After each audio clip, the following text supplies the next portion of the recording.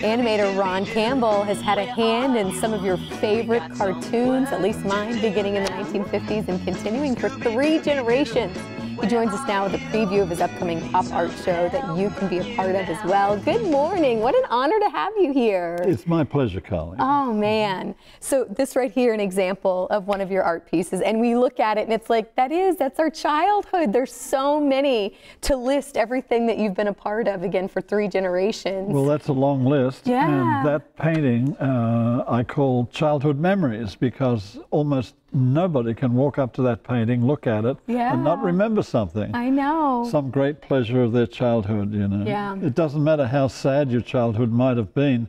Saturday morning was a special moment just for you, and you have nice nostalgic memories of it. Absolutely. So tell us about the art show this weekend. So it's going to be 3 days. You're going to be there different times so you can meet with people. And what's really cool is when you purchase one of the pieces, you'll actually do an animation, like you can pick your favorite cartoon character and have a little doodle, and people seem to like it. It's not just a doodle, it's special. It's just a doodle, you know. And if you happen to be 4 feet high, I might do it for free too. Oh, that's awesome. Who are some of the favorites? So let's go back in time, because literally you have done so much between the Smurfs, the Beatles, I mean, Rugrats.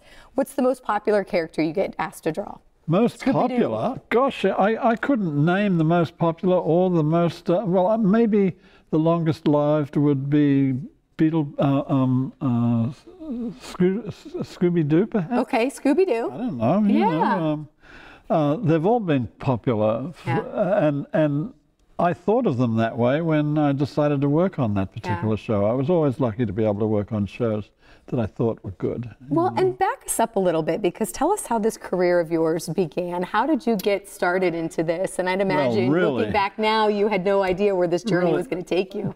Well, no, I was aggressively ambitious at 7 years old when I watched Tom and Jerry, and I learned that they were from my great-grandmother.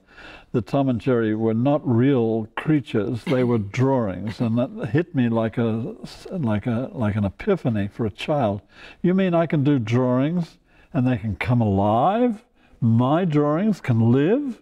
How is that? Wow! I want to do that. And I'm afraid I had to go through my whole life wanting to do that. Yeah. So we've talked about a little bit about how cartoons have changed so much. I mean, did you see that much in your kind of 3 generations of doing it? I mean, was there a lot of change? Because now recently it's just, it's not the same. The first computer I saw was like 1968, and it was an aircraft carrier, and the view of an aircraft carrier from a pilot's point of view landing. And wow, there was no way a human being could do that animation, you know, and since then, of course, it's taken over the entire industry. I have a 4-year-old son who absolutely loves to draw. He loves to color, and I love that it started for you so young. It did. What advice do you have for parents? And I think art is still so important. It's talked a lot about how it's not very done in schools as much as maybe it should be. Everybody's naturally proud about their child when they draw, and they always draw wonderfully, you know, and the child who doesn't stop drawing is likely to be the one that is going to do it as a career. Yeah. And that's the key. If the child stops drawing at age 10 or so, well, okay. Was it an outlet for you? I mean, was it just something that were you constantly doodling and drawing? I mean, has there been a day where you don't? Oh yeah, for some reason, the affection and praise that I received from all the adults around me about my ability to draw just made my ability to draw so much keener, you know, so yeah, it was an important part of my growing up.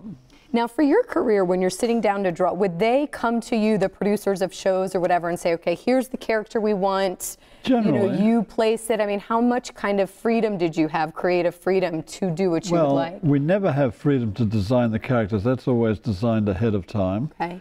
And the script is written and the voice track is recorded, and then we make the film.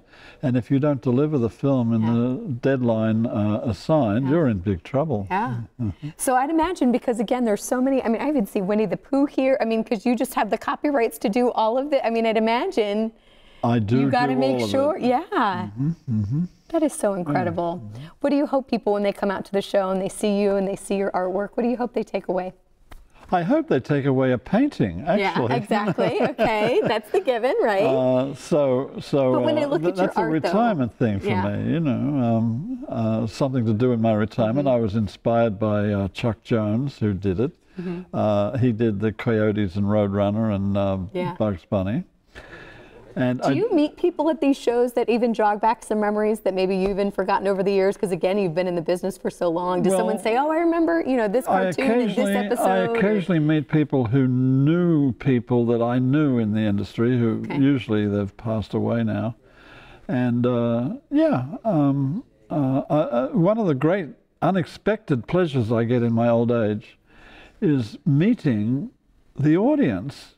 Personally, I mean, the audience was always numbers on a sheet of paper. What were our ratings last Saturday, Harry? Well, blah, blah, blah, blah. But now I actually meet the people that watch the films, you know, and I learnt how much they loved the films, you know. Yes, so absolutely. Well, again, such a pleasure to have you here this morning. You have the chance to do that as well, to meet him this weekend. There's going to be 3 separate shows.